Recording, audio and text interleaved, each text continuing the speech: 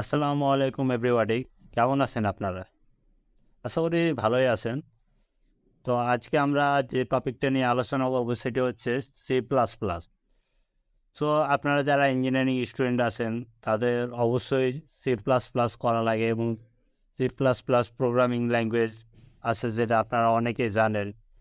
But এই C plus plus করার আগে হয়তো আপনারা হয়তো অন্য কোনো প্রোগ্রামিং ল্যাঙ্গুয়েজ করছেন, হয়তো বা সি অথবা পাইথন অথবা জাভা।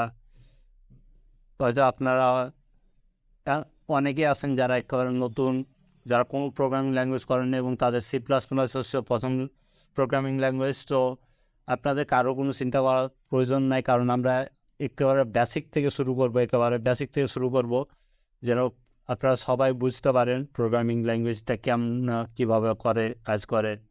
তো যারা নতুন আছেন, নতুন যারা শিখতেছেন তারাও কোনো ভয় করবেন না। তো চলুন আজকে আমরা কিছু সি প্লাস প্লাস সম্পর্কে কিছুটা জেনে নিই। তো ফার্স্টে আমরা সি প্লাস প্লাসের introduction. What is C plus plus? C plus plus কী? তো C plus plus is a knowledge to be very powerful computer programming language. C হচ্ছে জেনারেল পারপাস, কেস সেন্সিটিভ এবং অবজেক্ট ওরিয়েন্টেড প্রোগ্রামিং। তো এখানে general purpose বলতে কী বোঝানো হচ্ছে? General purpose বলতে আমরা বাস্তব লাইফে যেসব ঘটনাগুলি বুঝি সেগুলো সবগুলোকে আমরা প্রোগ্রামের মাধ্যমে প্রকাশ করা যায়, যেটা আমরা সি প্লাস প্লাসে করতে পারি। অন্যান্য অনেক ল্যাঙ্গুয়েজ আছে যেগুলো তো কোনো নির্দিষ্ট একটা কাজই করা যায়, অন্য কোনো কাজ করা যায় না, কিন্তু সি প্লাস প্লাসে আমরা সব রকমই কাজ করতে পারি। কেস সেন্সিটিভ বলতে এখানে বোঝানো হয়েছে আপার লেটার এবং lower letter, upper case letter এবং লোয়ার কেস লেটার। দেন এরপরে অবজেক্ট ওরিয়েন্টেড প্রোগ্রামিং আছে। তারপর ইউজেস অফ সি প্লাস প্লাসের ইউজ আমরা কোথায় করতে পারি?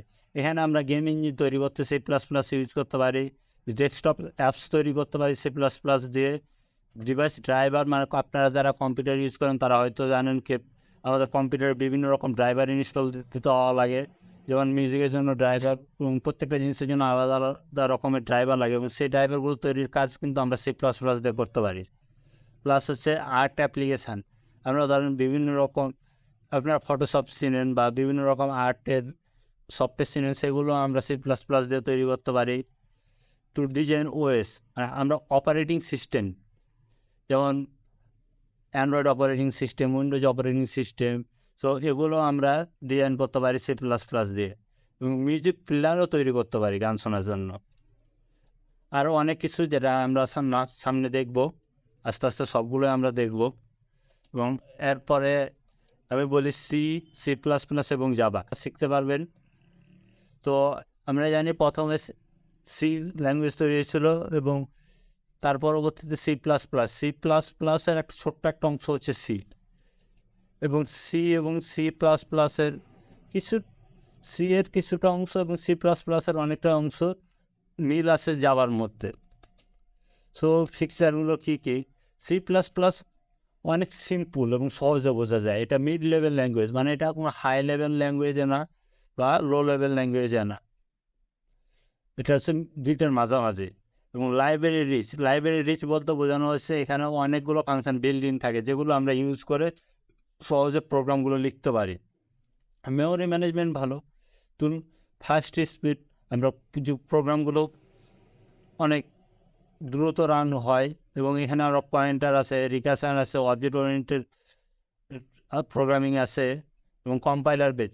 সি প্লাস প্লাস মূলত কম্পাইলার বেস, এবং এখানে যে পয়েন্টার, রিকার্শন, অবজেক্ট ওরিয়েন্টেড এগুলো কি, তো এগুলো এখন আপনাদের জানার প্রয়োজন নেই, এগুলো আমরা সামনে পরবর্তীতে জানবো। আস্তে আস্তে যত উপর দিয়ে যাবো তত আমরা এগুলোর বিষয় সম্পর্কে জানতে পারবো। এগুলো জাস্ট আমি আপনাদের ধারণা দিয়ে রাখলাম। শুধু যে এগুলোই আছে না, আরও অনেকগুলো আছে, তো ওগুলো আমরা আস্তে আস্তে জানবো। তো আজকের ভিডিও এ পর্যন্ত ছিল।